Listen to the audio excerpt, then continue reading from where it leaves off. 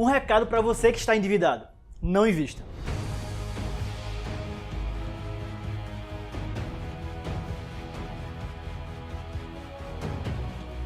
Não é nenhuma novidade para você que já segue a Academia Financeira há mais tempo que aqui dentro, na nossa casa, nós temos um mantra: quem deve, não investe. Sim, eu sei que é chato escutar isso. Muitas pessoas estão vendo, por exemplo, na renda variável, mercado de ações, gerando grandes lucros nesse ano para muita gente. Inclusive, as mídias já, os jornais, falando que esse provavelmente deve ser o ativo do ano de 2019. Mas acontece que se você está endividado, você não deve gastar nem tempo, nem esforço e nem dinheiro colocando ele agora nos seus investimentos, ainda mais numa renda variável. Acontece que quem tem dívida precisa do dinheiro na mão para ontem. A renda variável ela pode te entregar uma boa rentabilidade hoje, mas no outro dia ela pode despencar boa parte das cotações e se você precisar do dinheiro naquele momento para pagar dívidas, por exemplo, você pode não tê-lo. Sem contar que nas dívidas incidem juros exorbitantes, quase que obscenos, principalmente aqui no Brasil. E falando nele, nos juros, aqui no Brasil nós temos uma taxa bem básica, principalmente para cartão de crédito, cheque especial e crédito pessoal, respectivamente 258%, 270% e 119% ao ano. Agora pensa comigo, onde é que você consegue ver esse tipo de investimento, esse tipo de retorno em um investimento de maneira garantida? Eu acho que é bem difícil. Afinal de contas, qual é a oportunidade que você perde quando está devendo? Os juros da dívida sempre vão contra você, não tem para onde correr, tá? Então, automaticamente ele vai aniquilar parte ou totalmente o seu patrimônio financeiro. Junto a isso, está ali a sua saúde mental, que também vai ser debilitada nesse processo. E outra grande coisa que você vai perder são as oportunidades de ganho financeiro daqui para frente. Acontece que se você não tem dinheiro sobrando, automaticamente você está deixando de lado oportunidades de enriquecimento. Por exemplo, de montar novos negócios ou mesmo de começar a investir. Afinal, você sabe que quem deve não pode investir. E é justamente essa perda de oportunidade que nós chamamos de custo de oportunidade. Quando você não tem uma capacidade financeira para aproveitar novas oportunidades de começar a aumentar o seu patrimônio pessoal e ou familiar. Vamos para um exemplo básico. Imagina que você está com 15 mil reais devendo no cartão de crédito. Eu não vou contar, nesse momento, os juros do cartão de crédito, no caso do atraso dele, tá? Mas se você tivesse com esses mesmos 15 mil reais investidos num investimento que proporciona 10% nominal durante 20 anos, 10% fixo durante 20 anos, você teria ali uma rentabilidade ou pelo menos um patrimônio, depois desse tempo, de R$ 103.400. E observação aqui, tá? Eu coloquei uma taxa de 0,3% ao ano, como alguns fundos DI podem lhe cobrar. Então, concluindo rapidamente o raciocínio, é preciso que você entenda que quando você tem dívida, automaticamente você está deixando na mesa várias oportunidades de enriquecimento. O primeiro passo para você se livrar das dívidas não é ganhar mais dinheiro.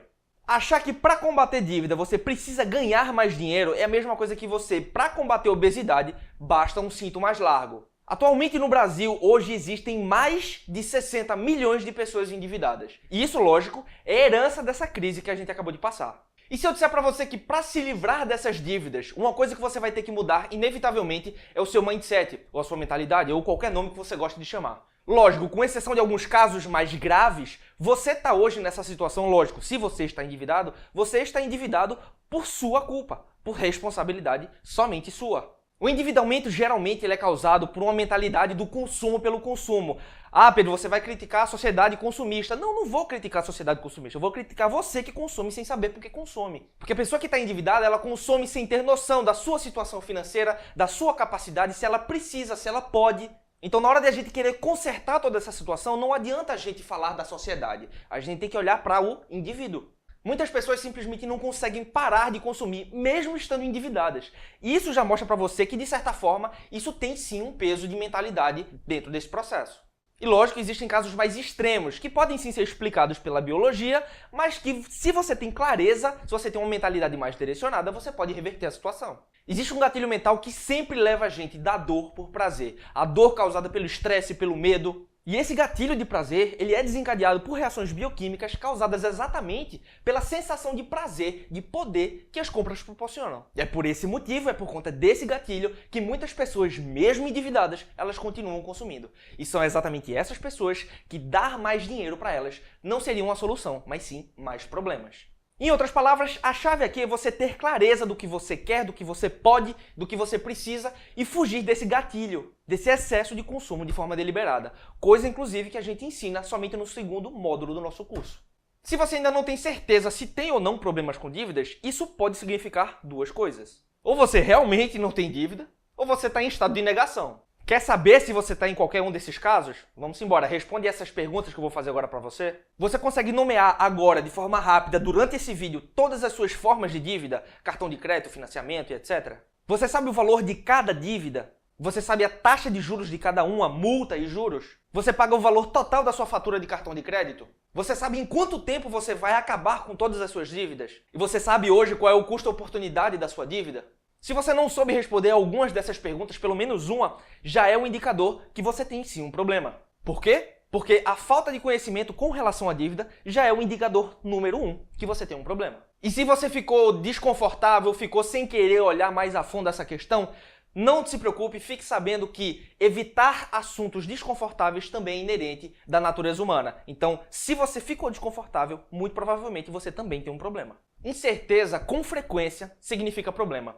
Se você for na internet ou for nas suas contas e descobrir que você sabe responder todas essas perguntas e todas elas são positivas, parabéns, você se livrou de um grandíssimo problema. E eu te garanto que depois de responder essas perguntas, você vai conseguir dormir mais fácil de noite. De qualquer forma, esclarecer todas essas questões, responder todas as respostas, é simplesmente o início do primeiro passo. Se a mentalidade é o fator mais importante na hora de você lidar com dinheiro, com dívidas, como é que você faz então para mudar a sua forma de pensar? Você precisa ter noção que cada real gasto numa dívida que não foi planejada é um passo que você dá na direção contrária, no caso, na contramão do seu futuro. Eu sei que falar é muito mais fácil do que fazer, e por conta disso eu vou te dar uma dica. O que é que você pode fazer? Eu quero propor esse novo exercício para você, que é o seguinte, que você passe a encarar o seu orçamento pessoal ou o orçamento da casa como se fosse uma empresa. Por que eu falo isso? Porque gestores financeiros das empresas, ou CFOs da vida, eles nunca tomam decisões passionais ou baseadas em emoção na hora de gastar o dinheiro da empresa. Então a ideia é que na hora de você decidir se vai gastar ou não, é você saber se está sendo mais racional ou emocional. Então vamos imaginar que agora você é o diretor financeiro da sua casa, da sua empresa familiar. A primeira coisa que você tem que fazer é determinar, é ter noção, clareza de como é a sua situação financeira atual. Afinal, se você não sabe onde está, você não sabe para onde você vai. Ou você pode até saber para onde você vai, mas não vai saber como.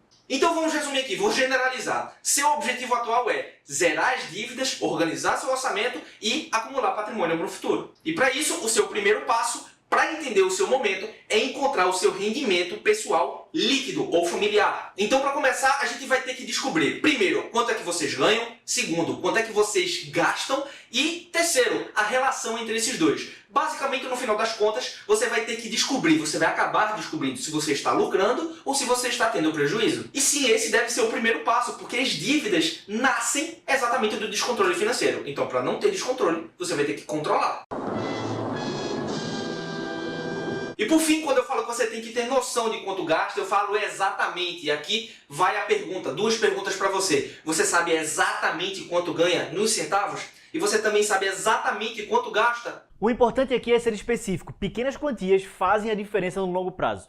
Então, tá aí com um caderno, com papel, lápis, caneta? Se não tiver, pega, tá tranquilo, o vídeo não vai fugir daqui. Mas é importante que você faça isso porque com o exercício que eu vou te propor agora, eu vou te colocar no local de um gestor financeiro de uma empresa, porém, a gente vai falar sobre suas finanças pessoais. Ou seja, você vai pensar que é o gestor financeiro da sua empresa pessoal, sua vida. Vamos nessa. A sua meta com esse exercício é basicamente saber o seu ponto de partida atual daqui para frente. Se você tiver com dívida, melhor, você vai saber exatamente como é que está o seu padrão financeiro para começar a atacar essa dívida. Se não consegue fazer o dinheiro sobrar no mês, mas não tem dívida, vai começar a entender o porquê que não está sobrando. E se está sobrando já, pode aprimorar ainda mais esse processo, fazendo com que sobre mais e que invista mais. Então, você vai dividir agora o seu papel ou o caderno que você está, a folha de caderno ou até o Excel, em várias seções diferentes. Nessas seções você vai aplicar ali moradia, saúde, transporte, filhos e vai começar a aplicar em cada uma dessas seções os custos que você tem mensalmente relativos a elas. Mas Vitor, eu não tenho a menor noção do quanto é que eu gasto mensalmente com essas coisas. De cabeça realmente pode ser difícil para você, para saber todos os gastos. Então, vai no extrato bancário, baixa ele inteiro e eu sugiro que seja um mês inteiro, ou seja, um mês passado inteiro, para ficar mais fácil de um período específico. E você vai começar a ver cada gasto e aplicá-lo em cada seção específica. Lembrando que, a princípio, se tiver lá gastos com cartão de crédito ou pagamento do cartão, que tem várias coisas dentro dele, esse você deixa por enquanto de lado. Veja primeiro o extrato que for débito ou outro tipo de pagamento. Lembre-se de ser o mais específico possível, porque isso no futuro vai lhe servir muito. Então, por exemplo, se você foi num supermercado, comprou no débito 2 ou 3 itens, você pode anotar quais foram os itens e também quanto foram esses itens. Por quê? Porque no futuro você vai ver que aquele mesmo item aumentou de preço e isso aí também faz parte da sua inflação pessoal. Porque o IPCA é uma margem ampla, mas cada família tem sua própria inflação. Uma vez escrito todo o extrato financeiro ou transcrito para essas sessões que você acabou de fazer, agora fica mais simples. Você pegar o cartão, o extrato do cartão e começar a ver todos os gastos que estão dentro do crédito do cartão. Faça a mesma coisa, se você não quiser separar esses dois tipos de contas, esses dois tipos de extratos, digamos assim, você pode botar em cores diferentes, seja no Excel com uma cor de fundo diferente, ou a cor da letra, ou uma caneta diferente se for no papel. Beleza, você já conseguiu botar todos os seus gastos mensais. Com isso daí você conclui a primeira etapa desse projeto, desse exercício. Vamos para a segunda. Vira a página da folha ou abre uma outra aba no Excel e coloca agora todos os seus ganhos, tudo aquilo que for de renda para você. E se você não tem só uma renda, se você não tem apenas o Prolabore ou um salário de onde você trabalha, mas tem também, por exemplo, um hobby que é monetizável ou qualquer forma de royalties, de cursos que você vende na internet, por exemplo, coloque tudo isso dentro dali e, se possível, já tirando todos os impostos, que é aquela parte que você entrega para o governo. Por quê? Porque eu quero aqui todo o rendimento líquido. Finalmente, você vai pegar todos os seus custos, agora a somatória de todos os seus custos, com a somatória de todos os seus ganhos. Subtraia os ganhos pelos custos e você vai ter um resultado final, tá? Esse resultado ele pode ser positivo ou negativo. Se for negativo, por enquanto você está em maus lençóis, mas tudo é reversível no mundo das finanças, beleza? Lógico que se você não alavancar demais em termos de investimento, mas isso é um assunto para o próximo vídeo. Se for positivo, excelente, você já pode começar a pagar sua dívida caso você tenha, ou pode começar a investir se já não tem mais dívida e começar a promover o seu futuro financeiro. Seguinte, esse número final é muito importante porque ele é o raio-x atual de sua situação financeira. E todos os detalhes que vêm acima podem ser suficientemente importantes para saber o que é de fato que você está gastando, que vai aumentar a sua qualidade de vida, ou que você está gastando só por gastar aquele negócio que você gasta porque não sabe nem o porquê. Uma vez que você já sabe quanto sobra todos os meses do seu dinheiro, qual é o próximo passo? Então, se você já tem o seu número final, sabe exatamente quanto é que vai sobrar para você de maneira líquida, agora o próximo passo é começar a avaliar a sua empresa pessoal através da saúde financeira dela. Como é que se faz isso? Existem alguns passos. Vamos começar pelo primeiro. O guia 50-30-20 é um dos guias que pode te auxiliar nessa saúde financeira da empresa pessoal. Ele foi formado ali por um advogado e uma professora de lei de falências de Harvard. E ele diz basicamente que 50% do seu dinheiro ele deve ser tornado ou voltado ali para suas necessidades básicas. Basicamente, moradia, saúde e alimentação. E quando eu falo alimentação aqui, não é aquele cafezinho do dia não, tá? É alimentação básica para a sua sobrevivência. Ou seja, café da manhã, almoço e jantar. Pelo menos 20% deve ser voltado para as suas prioridades financeiras. Ou seja, aqui, se você tem dívida, você vai colocar as dívidas também nesse ramo. Fora isso, também todos os seus gastos mensais econômicos, né? Sua economia para casa e também a sua aposentadoria, ou seja, uma reserva focada para o seu futuro. Já os últimos 30% dos seus ganhos devem ser focados para o seu estilo de vida. E aqui sim entram coisas mais supérfluas ou outras que vão melhorar a sua qualidade de vida. O propósito com esse raciocínio é basicamente fazer com que você perceba que, às vezes, o seu estilo de vida não está tão condizente com quanto você ganha e também, quando você tem dívida, você vai precisar enxugar essa parte de estilo de vida para lançar nas prioridades financeiras uma parte do seu dinheiro. E lá você vai estruturar e depois projetar para o seu futuro através de investimentos para garantir no futuro um melhor estilo de vida para você e para sua família. Para fazer a conta é bem simples, você vai fazer como? Pega todos os seus gastos que você julga que são essenciais para você, aquela primeira parte lá dos 50%, você vai pegar todos os seus gastos. Somou todos esses gastos que constituem ali a parte essencial de sua vida, você pega esse valor e divide pelo total de que você ganha. Quantos por cento isso está fazendo em questão na sua realidade? A proposta nesse exercício aqui é tentar aproximá-los ao máximo de 50%. Pode ser um pouco mais, pouco menos. Para fazer a conta e achar esses seus números é a coisa mais fácil do mundo. Você vai pegar todos os seus gastos, por exemplo, que você julga que são gastos essenciais, que ficam ali na primeira parte dos 50% que eu acabei de falar, e somando isso, esse número somado vai ser dividido pelo total de gastos. Você vai saber ali a relação de seus gastos essenciais. Após isso, é só repetir esse mesmo exercício com as outras duas categorias. Faça isso, avalie a sua realidade e faça um espelho para comparar com o 50, 20, 30. quão próximo dessa realidade você está, e quanto mais distante dela, segundo as pesquisas que foram feitas em Harvard, maior é a probabilidade de você falir ao longo da vida financeiramente falando. Outra medida que você pode utilizar para avaliar sua saúde financeira é através da relação dívida-renda. Aqui, basicamente, você precisa somar todas as suas parcelas de dívidas e dividir por sua renda bruta antes de pagar os impostos, tudo aquilo que você ganha antes de pagar os impostos. Após fazer essa análise, você vai ter que comparar com os seguintes resultados. Vem comigo.